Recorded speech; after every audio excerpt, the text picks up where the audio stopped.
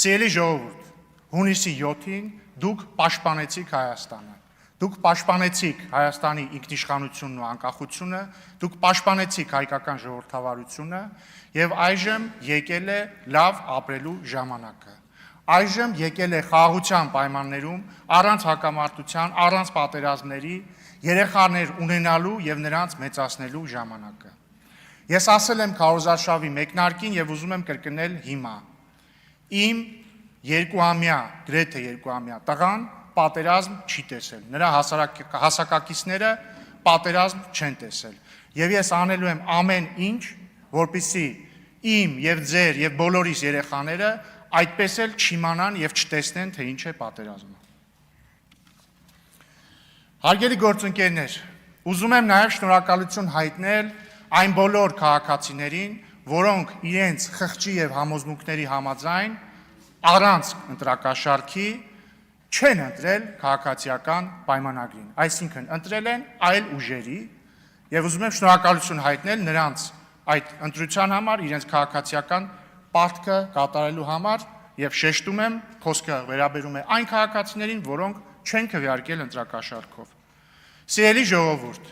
ես ուզում եմ ձեզ ասել, որ մենք ձեզ լսել ենք եւ լսում ենք։ Ես ուզում եմ ձեզ ասել, որ մենք ձեզ տեսել ենք եւ տեսնում ենք։ Եվ ես ուզում եմ ձեզանից ներողություն խնդրել այն բանի համար, որ գուցե ոչ բոլոր ձեր մտահոգություններին ենք անդրադարձել, գուցե ոչ բոլոր ձեր դժվարություններին եւ դժգոհություններին ենք անդրադարձել, կամ գուցե այն բանի համար, որ չենք կարողացել ձեզ համոզել մեր առաջարկած ճանապարհի ճշմարտացիության մեջ։ Եվ ես խոստանում եմ ձեզ, որ մենք ամեն ինչ անելու ենք ձեր վստահությունը շահելու կամ վերականգնելու համար։ Եվ դուք ոչ մի դեպքում, նույնիսկ հաշվի առնելով այն փաստը, որ ձեր նախընտրած քաղաքական ուժերը չեն հաղթել, դուք ոչ մի դեպքում չպիտի ձեզ անտեսված զգաք։ Միակ տարբերությունը, սիրելի ժողովուրդ, կրկին խոսքը այն մարդկանց մասին է, որոնք քվեարկել են ընդդիմությանը։ Միակ տարբերությունը քաղաքացիական պայմանագրին քվեարկածների եւ ձեր միջև, մեր եւ ձեր միջև քաղաքական նախընտրությունների տարբերությունն է։ Ուրիշ ոչինչ։ Մենք գալիս ենք եւ սերում ենք նույն պատմությունից, խոսում ենք նույն լեզվով, կրում ենք նույն մշակույթը, մեր ծնողները հանդիպել են եւ հանդիպում են նույն դժվարություններին, նույն խնդիրներին, մեր երեխաները ծնվում են նույն երկրում, նույն հիվանդանոցներում, ծառայում եւ ծառայելու են նույն բանակում։ Եվ հետևաբար աշխարհում չկա որևէ բան, որևէ ընտրություն, որևէ քաղաքական տարբերություն, որ մեզ կարող է բաժանել միմյանցից, որովհետեւ մենք մեկ ենք։ Եվ մենք ձեզ սիրում ենք, նույնիսկ եթե դուք մեզ տեղ-տեղ չեք սիրում, մենք ձեզ սիրում ենք։ Սիրելի ընդդիմադիր գործընկերներ, այժմ եթե թույլ տաք, կուզեի առիթն օգտագործել եւ մի փոքր քննարկում բացել ձեզ հետ խորհրդարանական մշակույթի մասին։ Վերջին ամիսներին եւ վերջին հատկապես շաբաթներին մի տարօրինակ եւ անսպասելի կոնսենսուս է ձևավորվել մեր հանրության եւ քաղաքական շրջանակների եւ լրագրողական դաշտում։ Այդ կոնսենսուսը հետեւյալն է, որ Հայաստանի ազգային ժողովը անիմաստ անպտուղ վեճերի զազրախոսության վիրավորանքի տեղ է եւ որ այս գումարման ազգային ժողովը այդ իմաստով նույնիսկ ավելի վատն է լինելու, քան նախորդը։ Համատարած համազգային կոնսենսուս է սա, կարծես թե։ Ընդ որում կապ չունի մարդը իշխանամետ է, ընդդիմադիր է, բոլորը կարծես թե մեզ համար այդպիսի ճակատագիր են կանխագուշակում։ Եվ ես ուզում եմ ձեզ առաջարկել, որպեսզի մենք միասին կոտրենք այս նախախնամությունը կամ անեծքը, ոնց ուզում եք դա կոչեք։ Բայց ինչպես։ Ես բնականաբար այնքան միամիտ չեմ, որ կարծեմ, որ կարող ենք հենց հիմա բոլորս պայմանավորվել, որ դե գիտեք ինչ կա, եկեք բարեկիրթ լինենք, եկեք, չգիտեմ, չվիրավորենք միմյանց եւ ամեն ինչ լավ կլինի։ Դա ինչ ասեմ։ Դա կլինի պատրանք, դա կլինի խաղաղություն աշխարհինի տիպի կենաց։ Ես ինչ եմ առաջարկում։ Ես առաջարկում եմ հասկանալ պատճառը, լավ, ինչու է Հայաստանի խորհրդարանում վերջին տարիներին ձևավորվել այսպիսի մշակույթ։ Ինչի է խորհրդարանը դարձել անիմաստ անպտուղ զազրախոսության հոմանիշ։ Եվ ես ունեմ իմ տարբերակը, իմ բացատրությունը, ես կներկայացնեմ իմ բացատրությունը եւ իմ առաջարկած լուծումը, ամենևին չհավակնելով Վերին Ատյանի ճշմարտության խոսափող լինելու դերին։ Եվ հրավիրում եմ ձեզ քննարկման, եթե պատեհ կհամարեք, նկատի ունեմ այս ամբիոնից հետո։ Ես կարծում եմ, որ կա մեկ ֆունդամենտալ պատճառ, թե ինչու է 2018 թվականից սկսած եւ հատկապես 2020 թվականի պատերազմից հետո խորհրդարանը դարձել այսպիսի անհանդուրժող վայր։ Այդ պատճառը հետեւյալն է։ Ըստ իս գլխավոր պատճառը ընդդիմության կողմից ժողովրդի ընտրության չընդունումն է եղել։ Կրկնում եմ, դա սկիզբ է առել Թավշյա հեղափոխության հաղթանակի օրվանից սկսած, բայց շատ ավելի ահագնացել է 2020 թվականի 44-օրյա պատերազմից հետո։ Ուշադրություն դարձեք, չեմ ասում է չհաշտվելը ընդդիմության, որովհետև նորմալ է, որ ընդդիմությունը չհաշտվի ընտրությունների արդյունքների հետ կամ ժողովրդի ընդունած որոշման հետ։ Այն իմաստով, որ կարծի, որ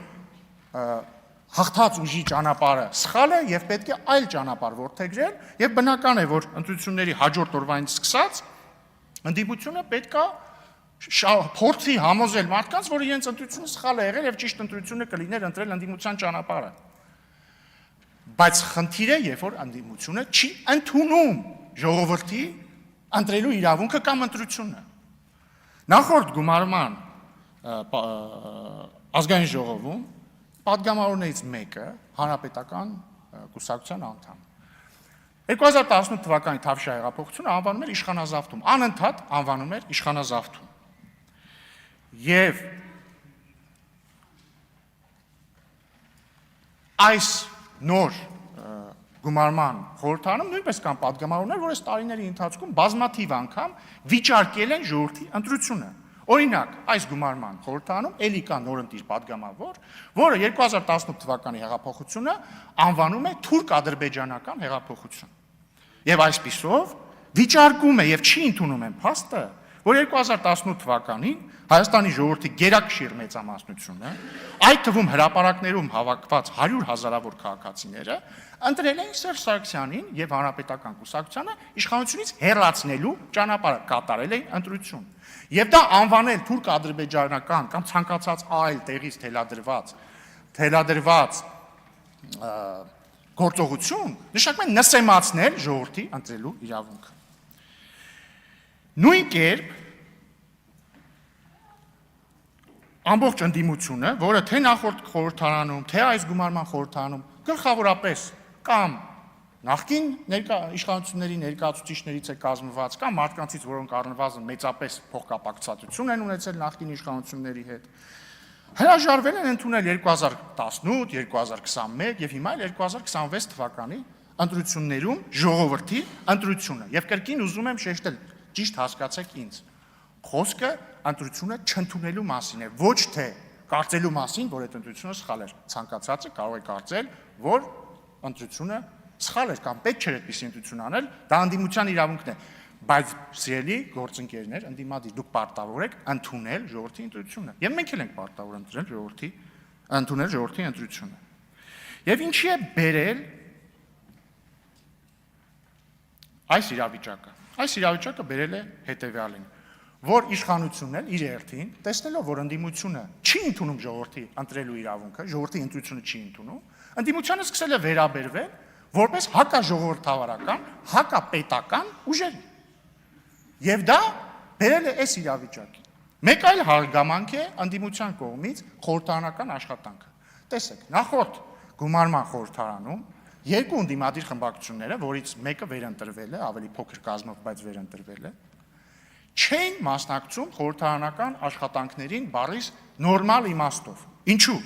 Որովհետև երբ որ դու համարում ես, որ 2018 թվականին իշխանության են եկել իշխանազավթները կամ 2018 թվականի հեղափոխությունը թուրք-ադրբեջանական պրոյեկտ էր, եւ երբ որ դու ամբողջ քարոզարշավի ընթացքում ասում ես, որ